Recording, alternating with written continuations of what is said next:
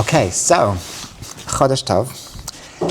Over here, when we're recording this, it's still Rosh Chodesh Cheshvan, and tonight's teaching, we're continuing in the amazing teachings of Ibn Nachman from Breslov, the Sefer Sichot Haran. Tonight we're doing paragraph 48, Torah Mem Ches in Sichot Haran, and the truth is this is very related to Rosh Chodesh. It's very related to what the moon is all about.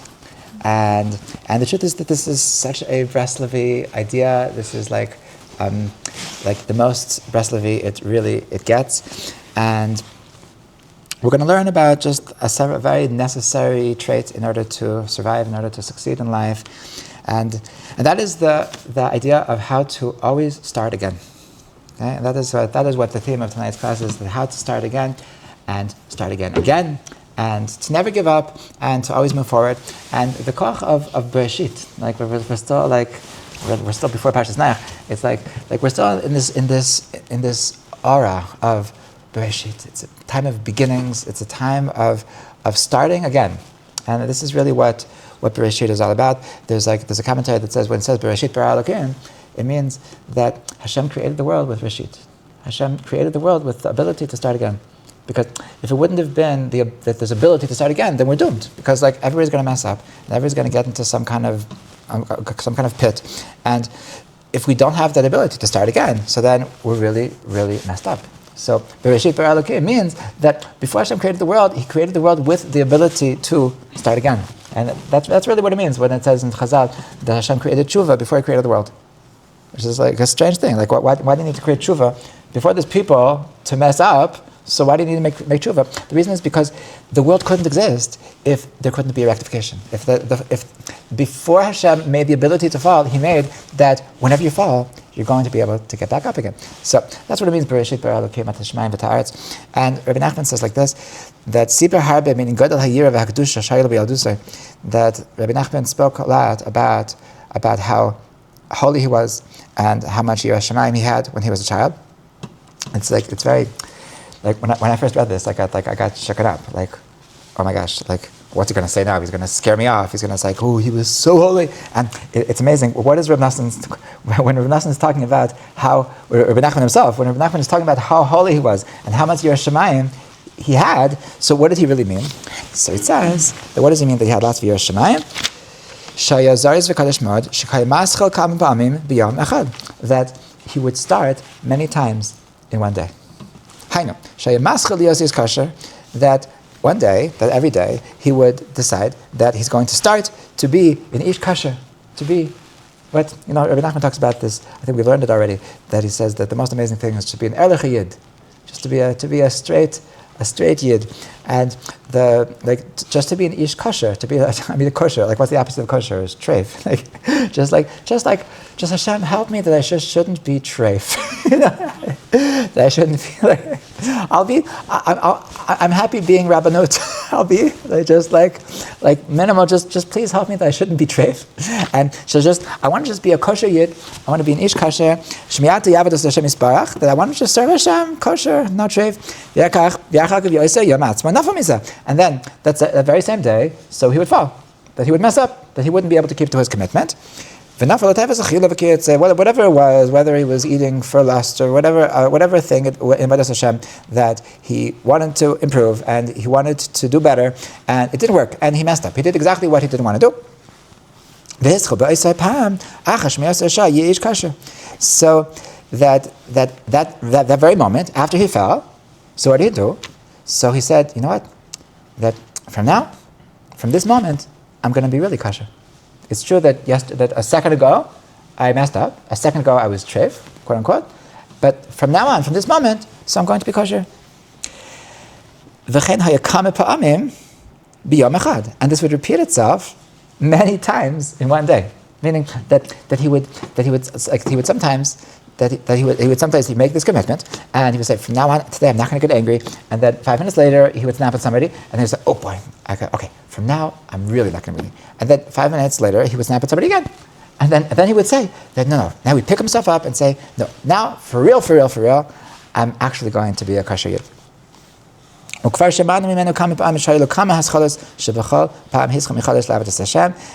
that he would have kama haschalos. He would start every day, many times, to serve Hashem from the beginning. And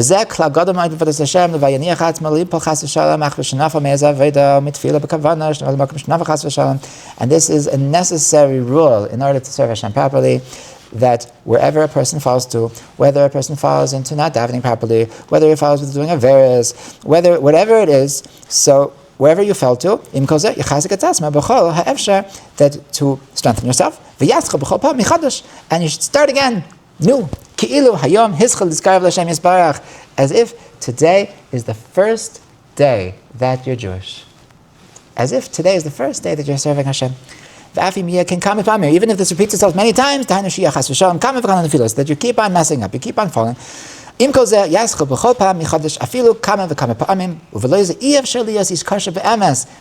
this ability, without this virtue, it is impossible to actually be a kosher Jew. It's completely impossible to come close to Hashem if you don't have this ability to start again, and to start again, and to start again, as many times to embrace the fact that you're going to fall, and to embrace the fact that just because I fell doesn't mean that I can't get up. And he continues, and as long as a person is not strong, that he's always going to go after Hashem. Whether I'm going up, whether I'm going down, even if it's very, very shreklach.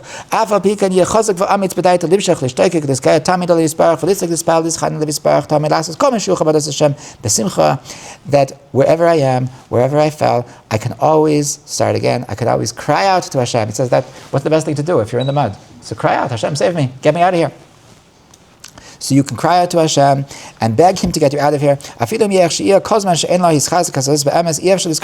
don't have this ability to always start again, to always cry out, so then you're never going to get there. You're never going to. Meaning that, don't think that I'll just be really good. I'll just be a big tzaddik. I'll be close to Hashem because I'll do whatever He wants me to do.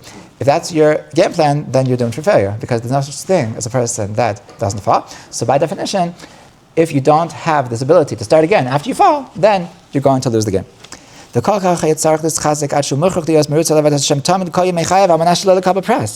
And you know what you need? You need a certain mentality that to be able to serve Hashem even without getting any reward. Now why does he say this? Because sometimes a person can look himself in the mirror and think, I'm for sure going to hell.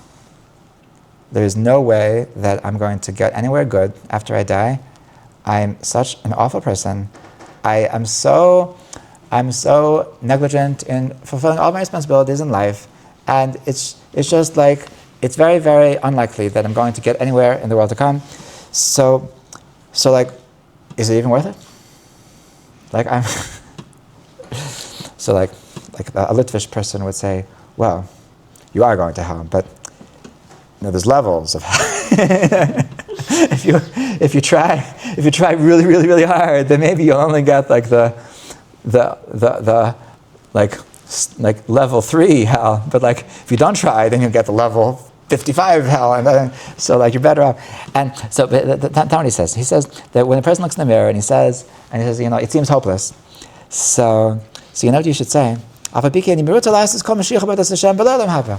say to yourself, you know what? So I'm going to serve Hashem without Olam Haba. I'm going to serve Hashem just because I want to serve Hashem. Hashem, you'll do to me whatever you want. And I'm here for you because I love you. I'm here because I'm here to serve you. You're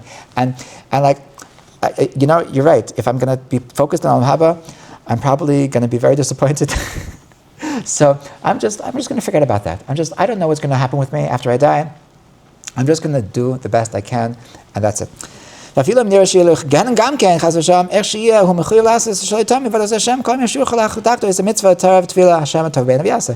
if you're positive you're going straight to hell, so you just do the best you can. Just one mitzvah, one smile, one tefillah, one parak tehillim. Even if it's not going to get you anywhere, but it's the best you can do. And this is exactly what the Baal Shem Tov would say. right? You would imagine that this is a story would be a story about some Russia, right? He says, now this is exactly what the Baal Shem Tov would say. The one day, so the Baal Shem Tov was a little bit depressed, and he was convinced that he's not going to Olam Haba. He was convinced that he doesn't serve Hashem properly, and he's for sure not going to Olam Haba. And he was just very, very down and very, very depressed. And then he came to this realization that, you know what, that I can serve Hashem without Olam Haba. That I'm happy to serve Hashem even if there's not going to be Olam Haba. That it's impossible to serve Hashem properly without this ability. And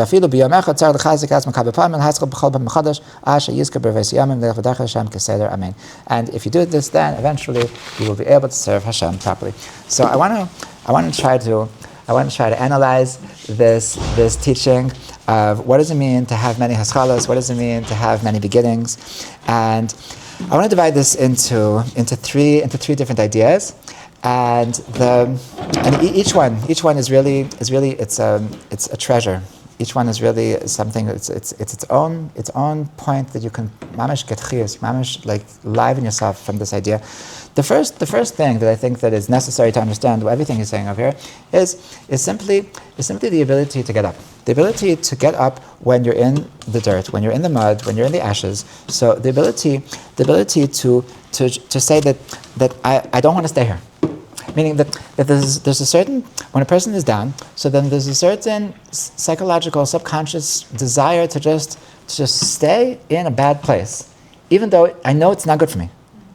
It's like just because getting out of here requires some kind of inertia, and like I'm not in the mood, I don't have energy, I don't want to exert that energy in order to get out of my place, so I'll just stay in this bad place just because I'm lazy and I don't want to exert energy. And this is the first thing, that like to come to the realization that I don't want to stay in this bad place, that I'm willing to work. I'm willing to work hard to get out of a bad place, and to realize that being in this bad place is not serving me, and it's true, I'm going to have to work, but it's worth it, because I really don't deserve to be in this bad place, and I really don't have to be in this bad place, and it's really worth the investment of having a little bit of effort to get out of here. I know, like myself, I like right now, the winter is coming. I know that, like specifically in the winter, like we have this feeling when we wake up in the morning that like we're under a cover and it's really cold outside and we're really warm under a cover and we just don't want to get out. So we tell ourselves, 5 more minutes, 10 more minutes, 20 more minutes, and like we stay under a cover, and we know that the moment that we get out of bed, we'll be happy we did. And we know that as much time as we just waste, just bundling in our cover, so we're going to feel stupid over all that wasted time. So we're not even tired. We're just not in the mood to exert the energy. Like I remember, like when I was a kid, I had swimming lessons, and like the first thing is you have to jump into the pool, and so it's just really uncomfortable to jump into this pool, and when you have swimming lessons, then you don't have a choice. But like when you're getting out of bed, so like you have to do it to yourself, and it's really when you're in camp, so you have a counselor that gets you out of bed forcefully. But like when you're an adult, so like you have to get yourself out of bed, and like you have to actually exert the energy. So this is what we say, that like we say this in Chadaydi. It's pasuk in Tehillim. Hisnari, that dust yourself off. Mi'afar kumi. That lift yourself up from the dust. That I see you're sitting in the dust. You're laying in the dust, and you're on the floor, and you're bleeding, and you're sore. And get up. It's not good. You don't deserve to be in the dust. You deserve better. You have to just pick yourself up. Like Hisnari mi'afar kumi. Just pick yourself up. And this ability to get up when I'm down. So this is the first thing that Rabbi Nachman he begs us to know that you can do this, to know that this is a necessary part of succeeding in life, is to realize that I don't have to stay down. And this is really the first thing, and this is something that many people experienced after the Holocaust. that after the Holocaust, on a personal level to many people, on a national level certainly, so we were mamish in the dirt, mamish in the mud, and we felt that we took a huge blow. And we had leaders and we had individuals that were able to pick themselves up and say, I'm going to start again, I'm going to pick myself up. And there's a beautiful story that Eli Wiesel writes in his in one of his books, that a story that occurred with him with the Lubavitch Rebbe. That Eli Wiesel, so you might know that he devoted his life to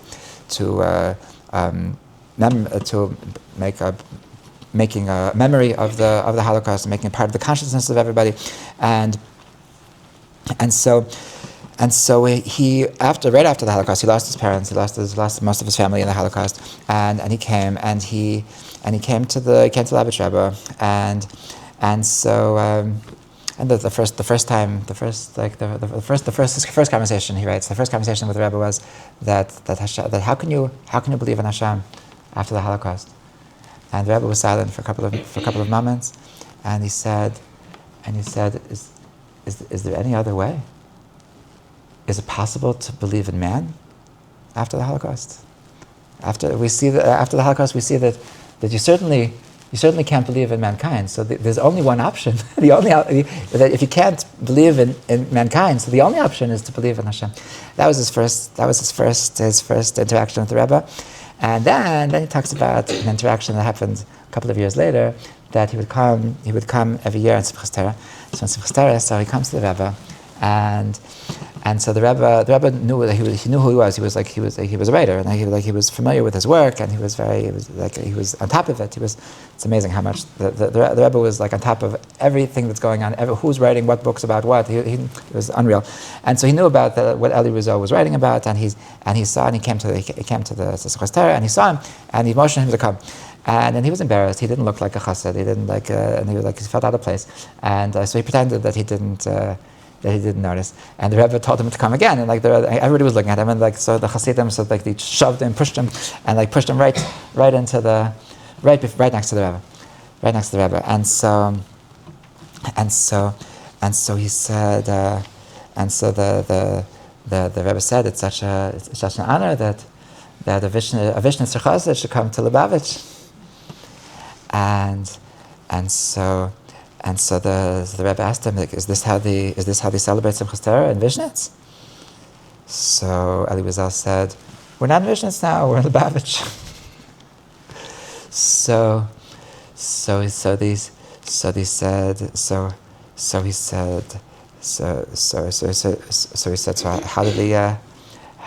they celebrate Simchas Torah in Vishnitz? So he said, how do they celebrate Simchas Torah in Lubavitch? So he said, over here we do a Lechaim.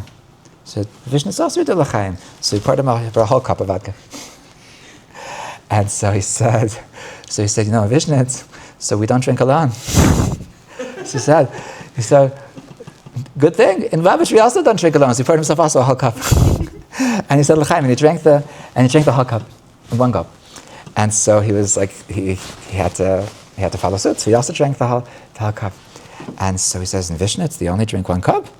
So he was had to stand up for the honor of Vishnitz, and he said, oh, in Vishnitz, one cup is just the beginning. So he said, in the Lubavitch also one cup is just the beginning. So he pours him another whole cup, and he pours himself another whole cup, and he drinks the second cup, and already his head is spinning. he's not used to drinking so much, and he says you deserve a bracha. You deserve a bracha. Tell me what bracha I should give you. I'll give you any bracha. And he doesn't. He's just completely his head is spinning from the vodka that he doesn't know what to say. So the Rebbe says, "I'll tell you what the bracha is. I'm going to give you a bracha for new beginnings. Give me a bracha for new beginnings." And so he drinks. So he drinks a third cup to new beginnings.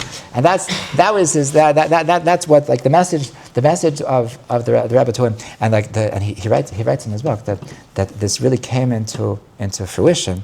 That the biggest thing that the Rebbe did for him in terms of starting again is that he would write him about different theological things. And then at the end of his letter he says, by the way, when are you getting married? And that question, so it pierced his heart. Because he had really given up. He had really given up on life. He was really in a place that I lost everything. How can I move on? How can I get up? How can I start again? And when the Rebbe said that I'm going to give you a bracha for new beginnings, that's exactly what he meant. That I want you to get married. I want you to start again. I want you to make a family. And he said when his first son's bris, so the Rebbe sent him a bouquet of flowers. The Rebbe sent him a bouquet of flowers in honor of his son's bris, and that you're flourishing, that you're blooming, and that you're not. The ashes have come back to life. And this is what it means. This is what it means, that to be able to start again after you fall, after to know that even though there's this messed up psychological thing that we have to stay down, and Hashem tells us that you can't stay there. Rabbi Nachman tells us you can't stay down. You can't stay down. You have to get up. And this is something that Rabbi Nachman talks about in one of his most famous Torahs, that in Torah Vav, in the Kutim Haran, so what they call the Torah of Elul. So Rabbi Nachman says that a person has to be an expert in two things. Has to be what he calls Baki B'Ratzai and Baki B'Shoiv. What does it mean, Baki B'Ratzai? That Ratzai means to jump up. You have to be an expert in how to jump up. And B'Shoiv means to return down. And he quotes a pasuk in Tehillim Kuf Lamates. So the David HaMelech says that im esak shemayim shamata, if I go up to heaven, so then you're there. So that's what it means, baki beratzai. That's what it means, the baki to be able to be an expert in how to rise and how to get up. And what does it mean? Vatzia sha'ol hinaka. And David HaMelech says, if I go down into the depths of hell, you're also there. You're also there. That sometimes I go all the way up and I see Hashem. Sometimes I go all the way down and I still see Hashem. That's what it means. Baki b'shoiv means that even when you're falling, even when you're mamish in the pit, so you see Hashem there as well. And to understand that there's no such thing as I'm down, so I'm off. I'm down, so then there is no more me and Hashem. Hashem is with me even when I fall. So of course, whatever happens, what else is there to do? So I'll serve Hashem from a place of being messed up. I'll serve Hashem from my addiction. I'll serve Hashem from my disability to keep Shabbos. I'll serve Hashem from my disability to hold back from Lashon Hara. Whatever it is that okay, Hashem knows that I'm here. Hashem is here too. So I'll serve Hashem from my place, from the depths of hell. So I can serve Hashem the way I am. I can serve Hashem exactly here. That's what it means. Vatzia sha'ol hinaka. I go down to hell. You're there too. That's what it means to be a baki b'shoiv, to be an expert in how to fall. This is something this is not just a Hasidic idea. I remember Chaim Shulevitz would talk about this as well. That you have to know how to fall. You have to know how to fall. If you don't know how to fall, then it's going to have a snowball effect. You're just going to keep on falling. And you have to brace yourself. Anybody who learns how to fight, so it's a skill to learn how to fall. You can when you're falling, so you can fall in a way that you're going to be out, and you can fall in a way that you brace yourself for the fall, that you're able to even though you fell, but it's not that bad. There's a technique of how to fall, to be an expert in falling. To be an expert faller. So that's what Rabbi Nachman says. To be baki b'shoiv means that the most basic thing of being an expert faller is that when you're at the bottom, to know that it's not over. It's not over. Just because I fell doesn't mean that I can't get up. Okay, and this is really the first point. The first point of the Torah of starting again is that to understand that just because it looks like it's over, but this is just the beginning. That was the end of the first chapter, and now is the beginning of the next chapter. Okay, so this is the first thing is just to get out of this place of complacency, to just staying where I am, to be down, to know that just because you fell, you can always get up. Okay. Now he says that there's another nekuda, that it's not just about the fact that you don't have to stay down, but rather that there's something of starting again many times in one day. Start again many times in one day. And this is really a different energy, a different spiritual, a different psychological virtue that a person needs to have for himself. And this really includes a lot of things. That first of all, that not to get flustered, not to get overwhelmed. Like after when you mess up many times, to understand that this is the way it is. This is the way it is. That like everybody falls. It's human to fall, and not to think that, oh my gosh, I'm such a loser, I'm such a failure. Everybody falls. Everybody falls. It's really it's the most normal thing in the world, and so first of all, not to freak out. First of all, when you fall, doesn't matter what you fell, doesn't matter how bad the avera is. So the first thing is not to freak out, and the second thing is that when you pick yourself up, so to actually believe that this time is going to be different, and this is really what I think is the most amazing thing about Rabbi Nachman. This is what I think. One of the things I spoke about this by Rabbi Nachman's Yortzeit, that I think one of the things that attracts us to Rabbi Nachman is the fact that he didn't present himself as the tzaddik that will never mess up. He didn't present himself as the tzaddik that is so holy that he could never even dream in his wildest dreams about doing an avera, about even something even close to an avera. But Rabbi Nachman, that wasn't how he presented himself. Rabbi Nachman told his Hasidim once that if you ever see me doing the most horrible avera, so I promise you, the next morning, I'm back to myself. What do you mean I'm back to myself? I'm back to the tzaddik of all tzaddikim. I'm back the next morning. I promise you that I'm still holier than all the other rebbes. And that just because, I'm not saying that I'm immune to falling, because I'm human too. I can also fall. But you know what's special about me? You know why I'm so holy? Like I said, this is I think it's so beautiful that the Rebbe says this, that this is a description of how holy, how much Yireh Shamayim Rebbe Nachman had, how much holiness Rebbe Nachman had. You know what it means that he had so much Yireh Shamayim? The fact that doesn't matter how many averas he did, he always knew how to jump back. That's what it means to be holy. That's what it means to have Yireh Shamayim. To be able to know that it doesn't matter where I fall, I can always come back. So Rabbi Nachman would say that I know I am the world's expert in jumping back. That is what's nobody knows how to jump back better than me. So it doesn't matter how bad I fall, but I know that I can always get back. Okay? And so I think what's special about Rabbi Nachman is that a lot of us, when this would happen to us, when we would make a certain commitment and we would fall, and tell us, okay, now I'm starting again, and so for a lot of us, the problem is that we wouldn't really believe ourselves. After 50 times that I told myself this time is going to be different, so the 51st time, do I really believe myself? When I say that, okay, now for real. Now, do I really? I say it because I'm a breast lover, but do I really believe myself? And Rabbi Nachman really believed himself. And the proof is because it actually worked. And so to really believe that it doesn't matter how many times I messed up, this time is actually going to be different, even though it's 1,000 times, even though for the past 100 Rosh Hashanahs, I said, I'm going to be different. I'm 101 years old, and this year I'm actually going to succeed. Finally, I'm going to fast the whole fast.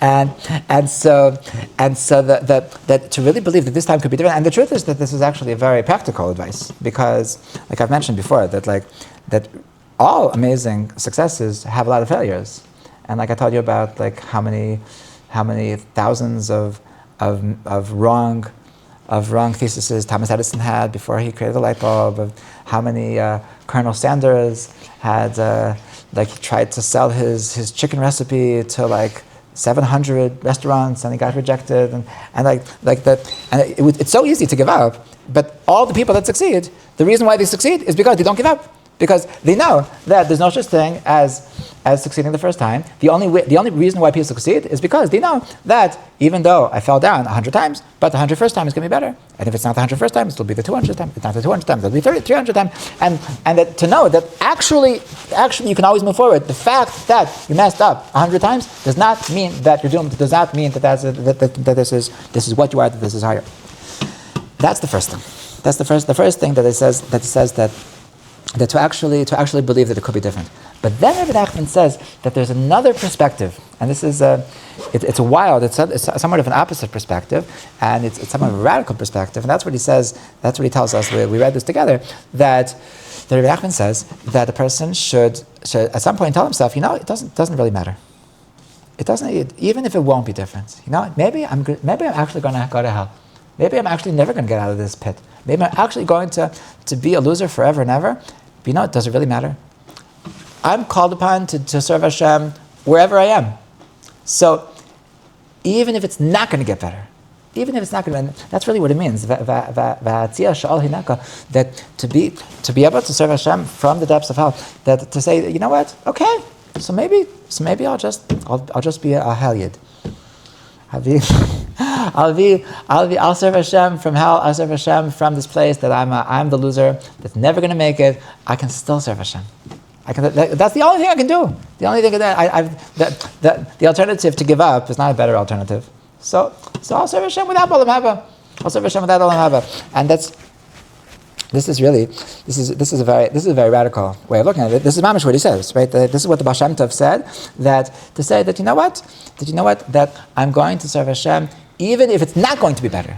Like, first of all, to know that it will be better, and second of all, to say, even if it wouldn't be better, it doesn't need to be better. I'm just doing this just because this is what I do, because I know that this is what I'm supposed to be doing in this situation. Or in other words, that not to think about the big picture, not to think about the long term, not to think about where I'm going, and to think that the only thing that matters is this very moment. And I can serve Hashem even from this bad place. There's a beautiful word that says by Moshe Rabbeinu that Hashem tells him to take off your shoes. Ki hamakom asher ata amed alav admas kedushu. Because the place that you're standing is holy ground. So there's a word that goes that hamakom asher ata amed sham, that wherever you are standing, that place is holy.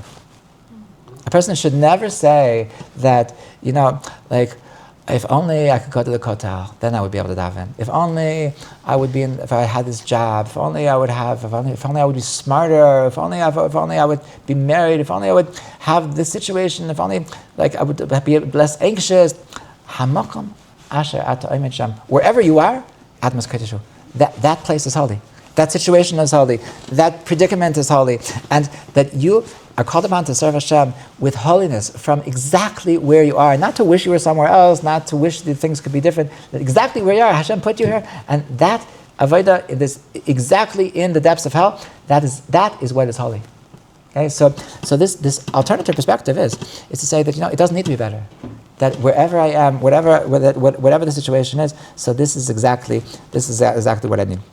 Now a third element of what Rabbi Nachman says of having many beginnings is something that he talks about elsewhere as well. And he writes that a person needs to constantly have beginnings. It's actually that it's a way of life. That having new beginnings is actually a way of life. This is what he writes in Likutei Moharan, Reis Samach Aleph. He says, "V'zeh klal gadol b'avodas Hashem," that it's an important rule in serving Hashem. Shetzrichim mamish b'chol yom lehaschad michadash. That a person needs to always be starting again. Okay, that this is mamish. That the way of life is a way of starting again, and this is something that Rabbi Nachman would speak about himself. That he said once that he told Hashem that if today I'm going to serve you the same way I served you yesterday, so I'm not interested. Don't bother, Hashem. Don't bother waking me up today. If today is going to be just another day, I'm only interested in something which is absolutely brand new, and which is complete hischadshus, and And this is what I like. I open the class by saying that I think this is a very Rosh Chodesh kind of topic, because I think this is really what it means when it says that Yisrael nimshal levana. It says the Jewish people are compared to the moon, because the moon is how we define the month, right? And the month Chodesh, so it comes from the word Chadash. Why is the Chodesh connected to Chadash? Because the moon is always brand new, as opposed to the sun. The sun is constant. The sun is always the same. It rises in the morning, it sets in the evening, and the moon, so it's always changing. It gets bigger, it gets smaller, it disappears, it reappears. It's mamish brand new. The moon symbolizes renewal. It symbolizes constant change. And that's what it means, Yisrael Nimshal Levana, because to be a Yid means that you're constantly renewing. I'm not interested in today. If today is going to be the same thing as yesterday, I'd rather just not exist. If today needs to be something brand new. And this is something that Rabbi Nachman would talk about. He says that he hates a chassid zaken. He hates old chassidim. Now this also means like he meant it. He also meant it literally. He most importantly meant it figuratively. He also meant it literally, because it says in Haran that he didn't have so much interest in being a kind of older people. He said that the older people it's impossible to really get them to be die hard, to really accomplish what he wanted to accomplish with old people. It's really hard.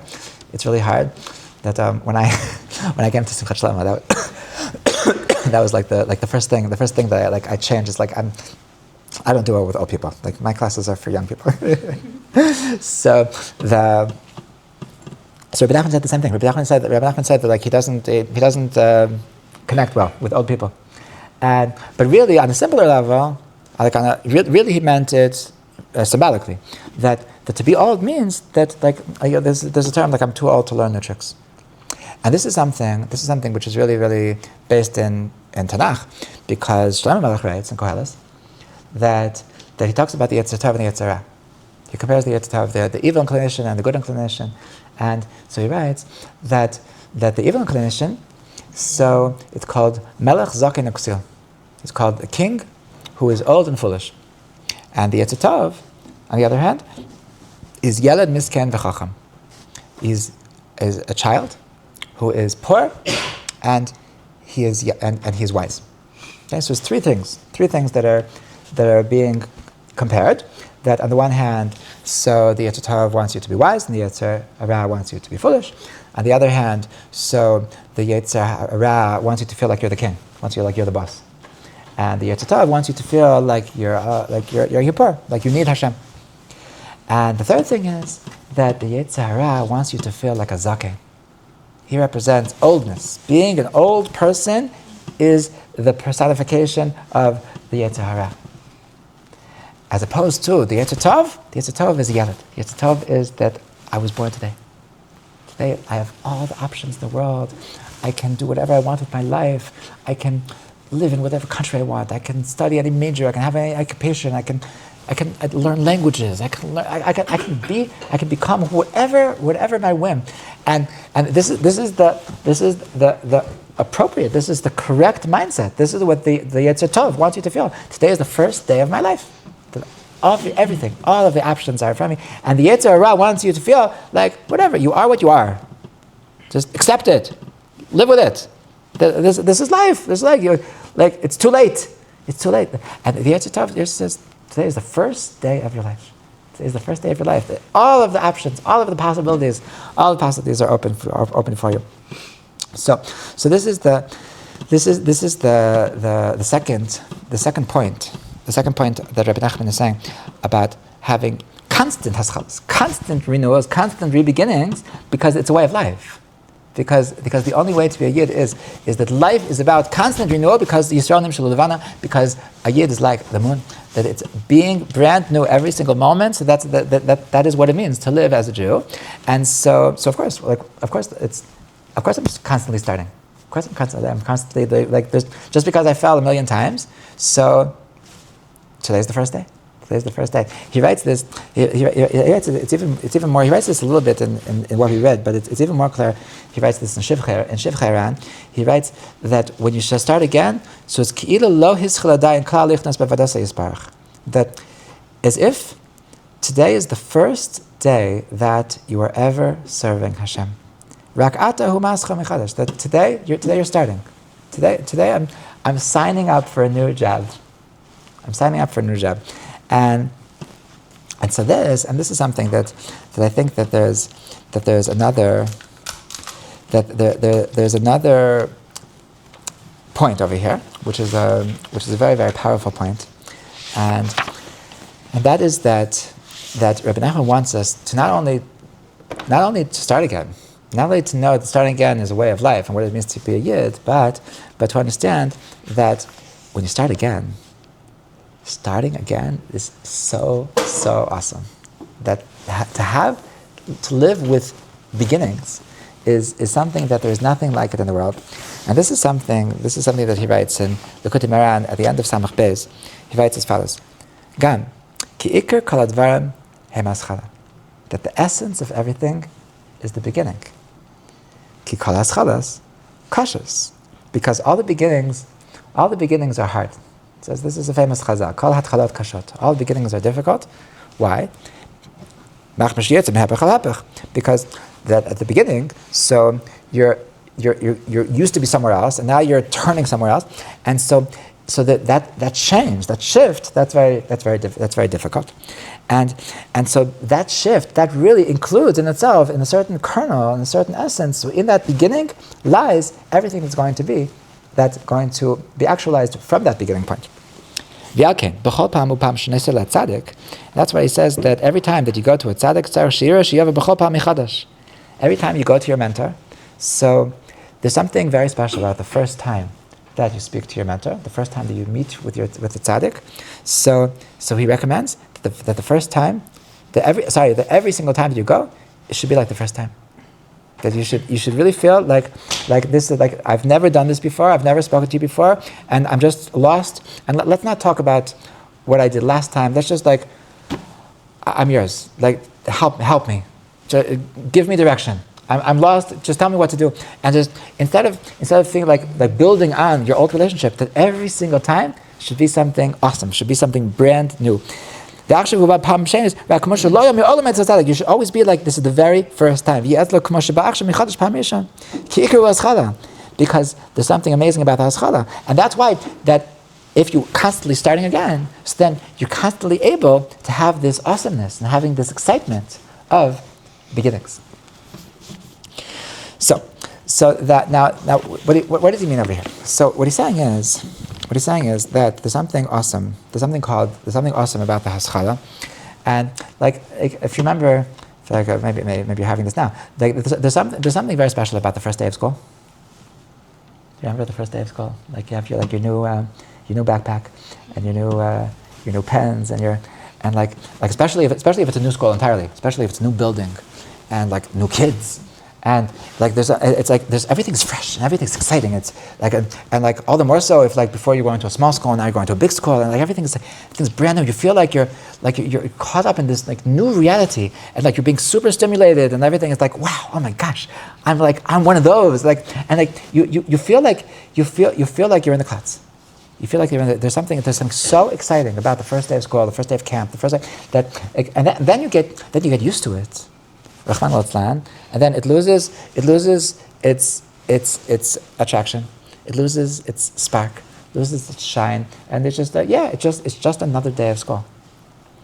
And this is true. This is true about so many things in life. This is true about relationships. This is true about like your home. You notice how like sometimes you like there's neighborhoods that like when you go there like, wow, this is such a beautiful neighborhood. Everything is so sweet, so interesting, so intricate, and like, but the people that live there, they don't feel like that. For them, that's just where they live. And they themselves, when they were first there, they were all excited about it, but now they're just used to it. So Rabbi Nachman is saying that there's something awesome about the koach of the beginning, because at the beginning everything is exciting, everything is awesome. And so this is what he writes. He writes in Chaim Haran. I'm reading from Tav Kuf Yud Ches. It says, Oid Shemati b'shmai b'inyan zeh she'amar she'ikru hu alev shel haschala. That the most important thing of being a yid is the heart of the beginning. Because at the beginning while serving Hashem, so then your heart is on fire. Your heart is all excited. So you should be conscious of the fact that it might wane, that it might go off, it might get less, and to try to be conscious of the fact that I want this to last, I want this to expand. The Reb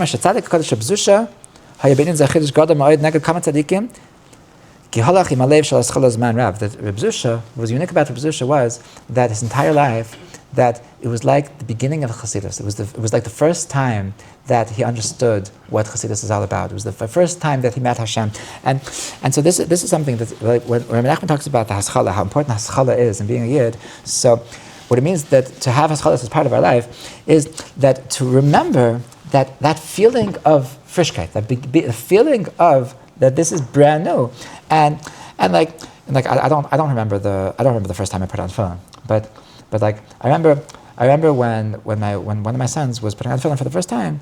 So one of my rebbeim, I saw one of my rebbeim at the Kaisel, so Rebbe Klatzko at the Kaisel, and I asked him for a bracha, and he told my son that I give you a bracha that every time you put on tefillin, so it should be as excited as you are today. And so like I don't know if it's really possible. But I know that the next day when I was putting on tefillin, so I was like trying to imagine, like, let's pretend that like I never put on tefillin. Like I'm some Russian immigrant that like never had tefillin, and like I just found out I'm Jewish, and like I'm like, wow, it's tefillin. Oh my gosh, wow. And like to try to imagine that this is the first time. So I do remember that the first time that I did is Bodhidas. That's much more recent, and like we spoke about this last week, and the first time that I was like speaking to Hashem, like we spoke about last week, how much the Yetzer Hara wants to push it away, wants to stop us from doing his part of this, from talking to Hashem, from making even 5 minutes a day, how hard it is. But the first time that I actually succeeded in just having time, I remember it was after Slichos. It was after Slichos, after musical Slichos one year, and like I was like in this like abandoned basketball court, and I was just like, okay, Hashem, I'm not pushing this off anymore. I need to speak to you. And I remember I almost fainted. I almost fainted from the weight of, like, for the first time in my life, I'm actually speaking to the Creator of the world, and it's such an awesome thing that for the first time to speak to Hashem for the first time, like to be like, this is Avram Avinu, like to speak to Hashem for the first time is something so electric, so magical, and so to try to recreate those beginnings, so that's something very, very, very amazing. So I think that the part of what Rabbi Nachman is saying is that the reason why it's so important to have haschalas in our life is because when we have haschalas in our life, when we have these beginnings, so the beginning is where it's exciting. The beginning is where everything is mamash, full of energy, when it's full of magic, when we're amazed, when we're fascinated by what we're doing, and so the way to do this is to say that today is the first day of my life. That nothing that I ever did makes any difference. Today I'm starting for the first time, and if you think about it, so the truth is that this day never happened before. The truth is that this Shabbos never happened before. The truth is that this Tefillah never happened before. That everything that we're doing, it's brand new, and like if we'd be able to show up with the excitement that today is a day that never existed before. Today that what I'm doing today I never did before, because what I did yesterday was something else. Today I'm doing something brand new, and so this could give us the excitement. This could give us this energy to really be fascinated and to be bewildered by everything we do. So this is what Rabbi Nachman says. This is the Yiras Shamayim and the Kedusha that he had when he was a child, and of course he had it as an adult as well. That the ability to begin, the ability to start again, and this is ability, first of all, to get ourselves out of the mud, to be able to know that even though it's easy to stay down, but we're not going to allow ourselves to ruin our lives. We're going to move on because the effort is worth the where we're going to get is worth the effort. And not only that, but to make beginnings as a way of life, to understand that I'm not interested in living yesterday. I want today to be something brand new, and to know that once everything is brand new, so then it's actually exciting. Then I can bring myself to a situation that every day could be the first day of school. Every day could be fascinating. Everything could be, and this is I really think that this is there's people that we see that they're actually excited about life. I think it's very possible that this is their secret. The people that are always excited. So I really think that this could be the difference. That there's people that are just living another day, and it's people that I'm actually this is the most amazing thing that's happening to me, that I'm talking to you right now, because I've been waiting to talk to you since the 6 days of creation, and this is oh my gosh, I feel like I've been in jail for the past 50 years, and I finally got out, and I'm finally able to have breakfast. Oh my gosh, this is amazing! I'm able to talk to somebody, to be bewildered by everything. I think this is actually the secret to being awesome people, and to being high energy people, and to be people that actually make the most of life. So I bless us all that we should have this koach of Bereshit, this koach of Hatchalat, and to really be completely, constantly amazed by ourselves, be constantly amazed by what we're doing, and this is the only way that Rabbi Nachman says. This is the only way that we're going to succeed. This is the only way that we're going to make it, and through this, B'ezrat Hashem, so we'll be able to really, really succeed in getting to all the places that we want to get, and to really be kosher Yidden, and to actually be close to Hashem, B'ezrat Hashem, Lechaim.